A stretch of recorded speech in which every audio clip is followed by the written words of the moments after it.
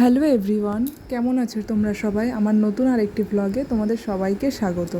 তো অনেক দিন আর কি ব্লগ দেওয়া হয়নি, তো অনেক কাজের ব্যস্ততার মধ্যে দিতে পারিনি, তো ভাবলাম আজকে ব্লগটা শেয়ার করি। বাপন সকালে বাজারে গিয়েছিল, গিয়ে আজকে বলল ভালো ইলিশ মাছ পেয়েছি, তাই নিয়ে আসি, তো নিয়ে এসেছে। এদিকে দেখো আমি ইলিশ মাছগুলোকে ধুয়ে আর কি ভাজা করে নিচ্ছি, তারপরে ও বললো একটু মাছের তেল রেখে দিতে, আবার একটু গরম গরম ভাতেও খাবে। তো সেই কারণে মাছের তেল একটু তুলে রেখেছি ওর জন্য। আর এদিকে দেখো কড়াইতে ওই তেলেই একটু কালো জিরে ফোড়ন আগে থেকে দিয়ে দিয়েছিলাম, আর কয়েকটা কাঁচা লঙ্কা চেরা দিয়ে দিয়েছি, আর মানে একটা বেগুন পাতলা করে কেটে দিয়ে দিয়েছি।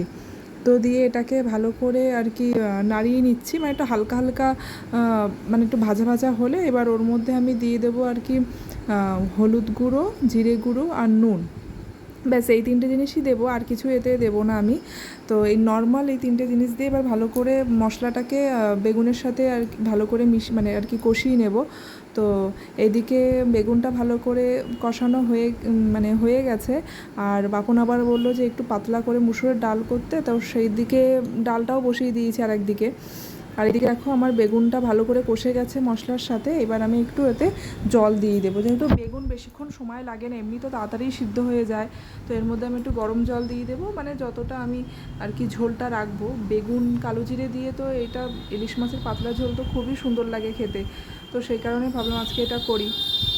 তো এর মধ্যে এবার মাছগুলো আমি দিয়ে দিয়েছি, দিয়ে ফুটানো হয়ে গেছে। বেশি কিছু সময়, অল্প একটু সময়ের জন্যই দিয়েছিলাম আর কি।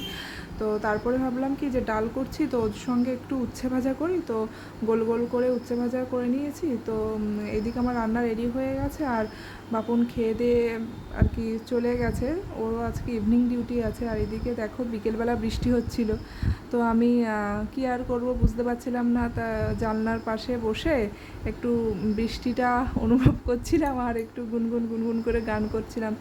এর মধ্যে আবার একটু লাইভ করতে গেছিলাম, কিন্তু সেটাও হয়ে ওঠেনি, কী আর করব। আমার ব্লগটি কেমন লাগলো তোমরা অবশ্যই কমেন্টে জানিও, আর ভালো লাগলে একটু লাইক করে দিও আর সাবস্ক্রাইব করে দিও। আবার তোমাদের সঙ্গে দেখা হবে নতুন আরেকটি ব্লগে। ততদিনে তোমরা সবাই ভালো থেকো, সুস্থ থেকো। Tata, bye bye.